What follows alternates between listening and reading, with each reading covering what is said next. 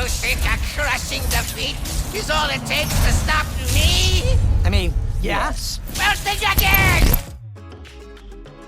Hey, I'm Ho, and today on the Gamer News, we're reviewing the latest installment in the Ratchet & Clank franchise, Rift Apart. As the 16th installment, it's been 5 years since the reimagining of the first game, or 8 years to continue the current storyline since Into the Nexus. Its announcement at the PS5 reveal definitely had fans excited, and it's not just because of its incredibly fast loading times. So let's begin the review to see if the game is exactly what fans wanted. The dimensions are weakening considerably. The game follows the titular Ratchet & Clank on the familiar quest of stopping Dr. Nefarious, who uses the Lombax-created device, the Dimensionator, a gadget capable of opening rifts to other dimensions. Nefarious uses it to travel to a dimension where he wins, and all organic life in the universe is gone. However, due to malfunctions, a dimensional collapse occurs, and the two heroes and villain are separated in a universe where an even eviler Nefarious is its ruler. Ratchet is capable on his own, but what about Clank? Enter Rivet.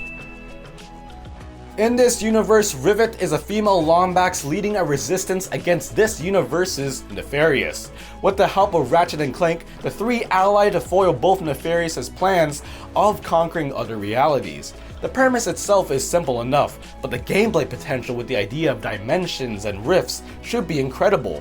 Both Ratchet and Rivet have the Rift Tether ability, a gadget that allows both to quickly teleport from one place to another thanks to these cracks in the universe. They're obviously great for traversal and collectibles, but they don't seem to do much in combat. They would be much closer than you think, and they don't offer more of a tactical advantage either. In other words, Ratchet and Rivet already have so many weapons in their arsenal to use against enemies that there's not much of an incentive to quickly go from one place to another, especially with the return of the hover boots, which can do the same much faster.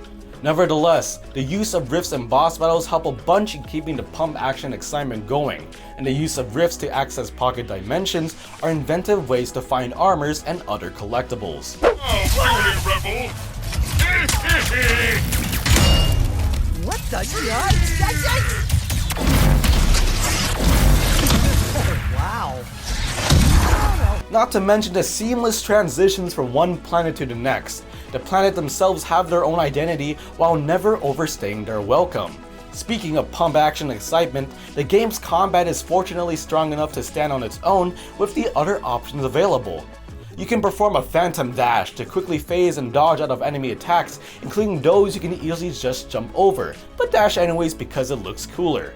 Tired of the constant, albeit short-lived slowdown when equipping a different weapon? Assign particular weapons to the directional pads to quickly swap on the fly. Few of these weapons are inventive too.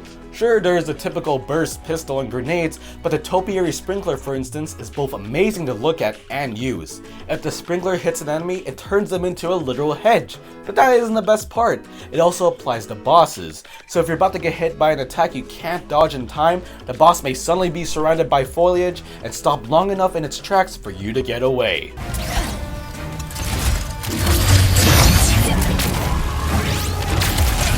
Now, this begs the question, are these Ratchet skills or Rivet skills? Sadly, it's both. They both share the same moveset, level, and weapon loadout. If Ratchet picks up a piece of armor, it finds its way into Rivet's pockets too. Despite this, Ratchet and Rivet are entirely different characters narratively. Rivet, being a new character, definitely steals most of the spotlight from Ratchet, having a larger arc to develop her character. Having Clank partner up with Rivet for the time being also adds a new spin to the story, with the whole dynamic of someone who's been with a Lombax for a long time and someone who hasn't been with a Clank her whole life.